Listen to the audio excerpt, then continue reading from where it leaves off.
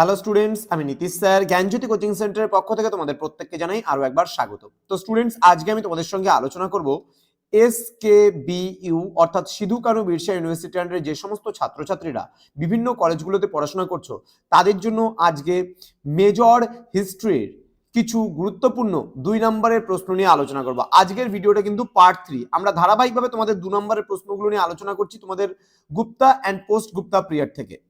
তো স্টুডেন্টস, যারা এখনো আমাদের চ্যানেলটিকে সাবস্ক্রাইব করনি তারা অবশ্যই চ্যানেলটিকে সাবস্ক্রাইব করে পাশে থাকা বেল আইকন অল প্রেস করে রাখো, যাতে নেক্সট টাইম থেকে কোনো ভিডিও আপলোড করলে তার নোটিফিকেশন তুমি সবার আগে পেতে পারো।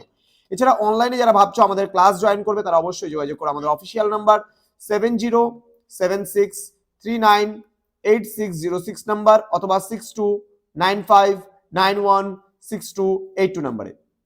তোমাদের টোটাল কোর্স ফি রয়েছে মাত্র 499 এর বিনিময়ে তোমরা পেয়ে যাচ্ছ পুরো প্যাকেজিং নোটস আমাদের কাছ থেকে। তো দেরি কিসের, আজই যোগাযোগ করো আমাদের সঙ্গে এবং আমাদের সেন্টারে যুক্ত হয়ে যাও।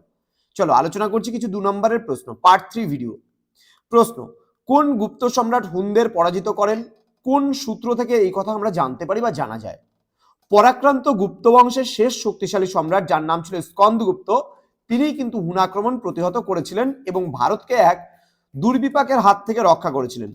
হুনদের এই পরাজয় এতটাই ভয়ঙ্কর হয়েছিল যে পরবর্তী 50 বৎসরের মধ্যে তারা আর ভারতের দিকে মুখ ফেরায়নি। ডক্টর মজুমদার স্কন্দগুপ্তের এই সাফল্যের জন্য তাকে ভারতের রক্ষাকর্তা বলেছেন।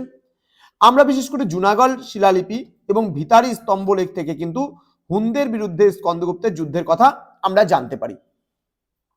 পরবর্তী প্রশ্ন: মেহেরৌলির লৌহস্তম্ভে কোন রাজার উল্লেখ করা হয়েছে? উত্তর কি বলেছে? দিল্লির কুতুব মিনারের কাছে মেহেরৌলি গ্রামে একটি লৌহস্তম্ভে জৌনক তোমার হচ্ছে চন্দ্র রাজার একটি লিপি উৎকীর্ণ দেখা যায়। এই লিপিতে কোনো সময়ের উল্লেখ নেই।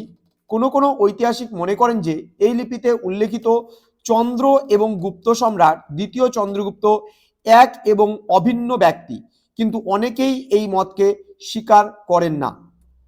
আমরা চলে আসব পরবর্তী প্রশ্নে নিয়ে। বিক্রম সম্বত ও গুপ্ত সম্বত কারা প্রচলন করেছিলেন? কিংবদন্তি অনুসারে বিক্রম সম্বত এর প্রবর্তন করেছিলেন উজ্জয়িনীর জনক নরপতি বিক্রমাদিত্য। 58 খ্রিস্টপূর্বাব্দে এই অব্দ প্রবর্তিত হয়, কিন্তু ওই সময়ে উজ্জয়িনীতে ওই নামে কোনো রাজা রাজত্ব করতেন এমন কোনো ঐতিহাসিক সাক্ষ্য প্রমাণ এখনো পর্যন্ত পাওয়া যায়নি। গুপ্ত সম্বত এর প্রবর্তক গুপ্ত বংশীয় নরপতি প্রথম চন্দ্রগুপ্ত নিজ সিংহাসন আরোহণ কালকে স্মরণীয় করে রাখার জন্য 320 খ্রিস্টাব্দে তিনি এই অব্দের প্রচলন করেছিলেন।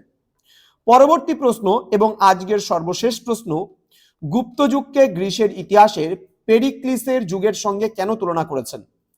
গুপ্ত যুগ ভারতের ইতিহাসের সবচেয়ে মহিমামণ্ডিত অধ্যায় হিসেবে বিবেচিত হয়।